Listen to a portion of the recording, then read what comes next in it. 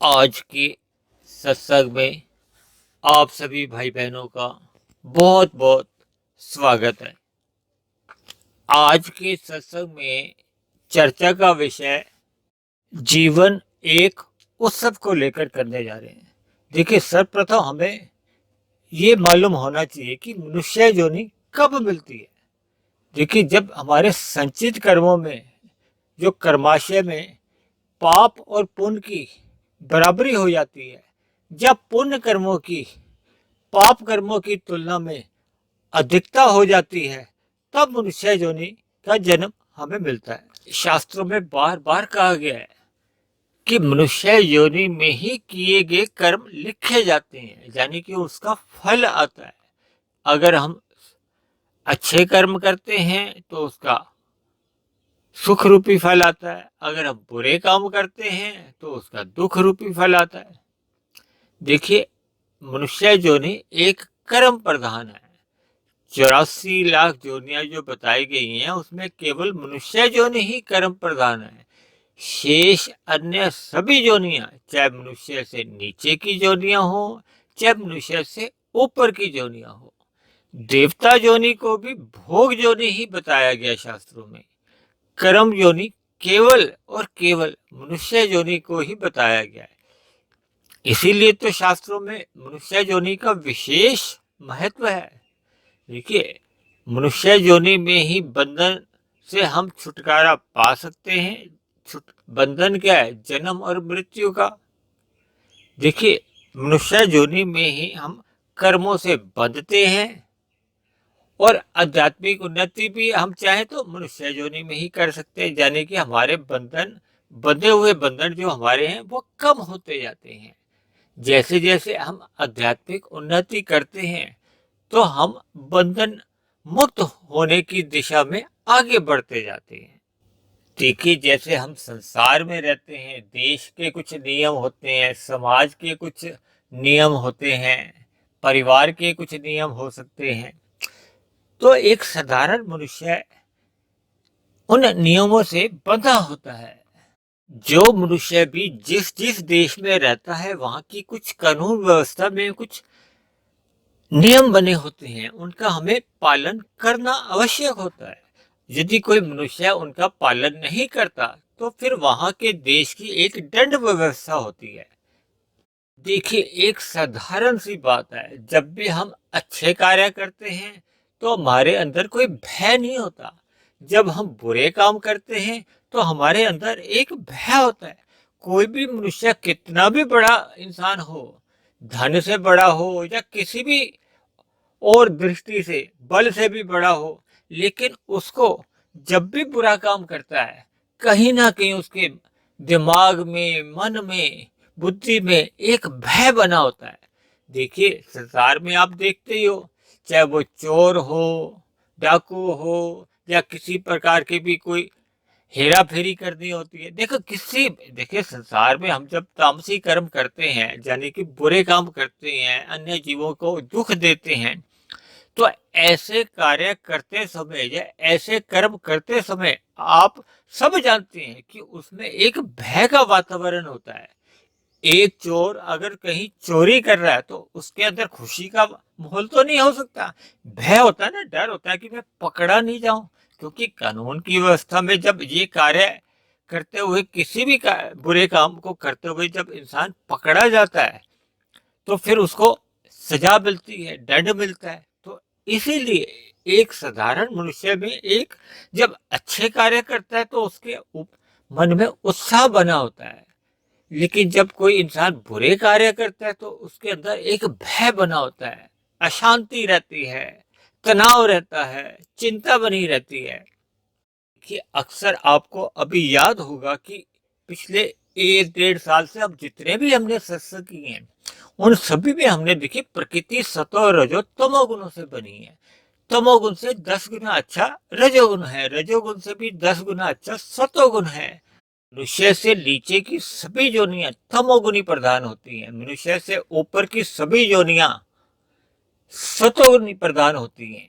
केवल मनुष्य योनि रजोगुणी प्रधान कही गई है। देखिए, स्वभाव से मनुष्य रजोगुणी है। रजोगुण का अर्थ ये होता है कि जब हम अपना जीवन यापन करने के लिए अपने सुख को तो सुनिश्चित कर लेते हैं, लेकिन मनुष्य अन्य जीवों को, चाहे वो अन्य मनुष्य हों या प्रकृति के अन्य जीव हों, उनको तंग नहीं करता, उनको दुख नहीं देता, उनको पीड़ा नहीं देता। यानी हम अपने सभी रोजमर्रा के जो दिनचर्या में जितने भी हम कर्म करते हैं, हमारे किसी भी कर्म द्वारा जब अन्य किसी जीव को कष्ट नहीं होता, लेकिन हम अपने सुख को भी सुनिश्चित कर लेते हैं, ऐसे सभी कर्म को हो, कार्य को हो, रजोगुणी होते हैं।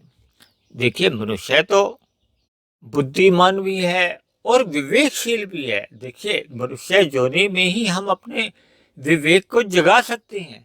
विवेक जितना जितना देखिए, संसार को हम जानने के लिए तो क्या बुद्धि की आवश्यकता होती है, लेकिन परमात्मा को हम जितना अधिक जानना चाहते हैं, उसके लिए हमें अपने विवेक को जगाना होता है। या दूसरे शब्दों में ये कहो कि हम जितना जितना परमात्मा के मार्ग पर चलते हैं, तो हमारा विवेक जागता जाता है। ये विवेक तभी जागता है जितना जितना हम अपने जीवन में सतोगुण का अधिक संग करते हैं। देखिए, सतोगुण का अधिक संग ही तो सत्संग है। देखिए, किसी भी मनुष्य के जीवन में उमंग, उल्लास, उत्साह, प्रसन्नता तो तभी बनी रहेगी ना, जब वो सतोगुण की ओर जाता है।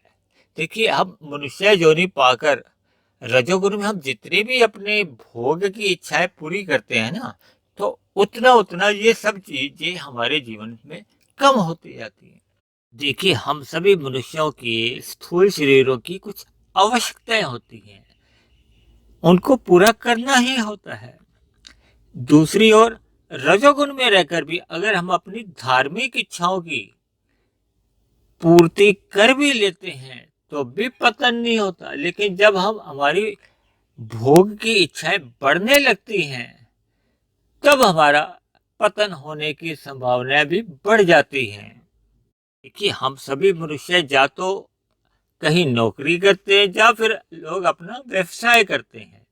देखिए, जो नौकरी करते हैं, चाहे वो सरकारी नौकरी हो या प्राइवेट नौकरी हो, जहाँ कहीं भी कोई नौकरी करता है, अगर अपने कर्तव्यों का पालन करता है, यानी कि अपनी सभी सेवाओं को निष्ठापूर्वक ईमानदारी से पूरी करता है, ऐसे सभी मनुष्यों का जीवन एक उत्सव ही बना रहता है। यानी उनके जीवन में उमंग, उल्लास, उत्साह, प्रसन्नता सदा बनी रहती है। उनके जीवन में भय नहीं होता, यानी कि उनके जीवन में तनाव नहीं होता।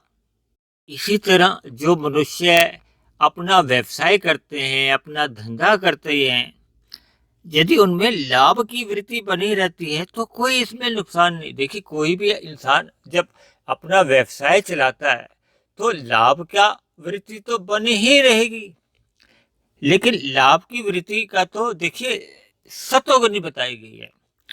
जैसे ही हमारे मन में लोभ की वृत्ति जागती है, देखिए, जैसे ही लोभ की वृत्ति जागती है, तो फिर हमारा रजोगुण आरंभ हो जाता है। और यही लोभ वृत्ति जब संग्रह वृत्ति में चली जाती है, तो फिर हमारे जीवन में तमोगुण आ जाता है। जब तक एक व्यवसायी के जीवन में लाभ की वृत्ति बनी रहती है, तो उसके जीवन में भी उमंग, उल्लास, उत्साह, प्रसन्नता बनी रहेगी। लेकिन जैसे ही लोभ वृत्ति का जन्म होता है, तो आरंभ में तो उसके व्यवसाय में झूठ, छल, कपट, ठगी पहले छोटे स्तर पर होती है, कि आज के कलयुग में तो ऐसे ऐसे शिक्षा के संस्थान भी खुले हुए हैं। यहाँ पे लोगों को ऐसी ऐसी शिक्षा दी जाती है कि अपने व्यवसाय को कैसे चतुराई से, चालाकी से, उसके विभिन्न गुण सिखाए जाते हैं कि कैसे कैसे आपने अपने बिजनेस में अधिक से अधिक लाभ कमाना है।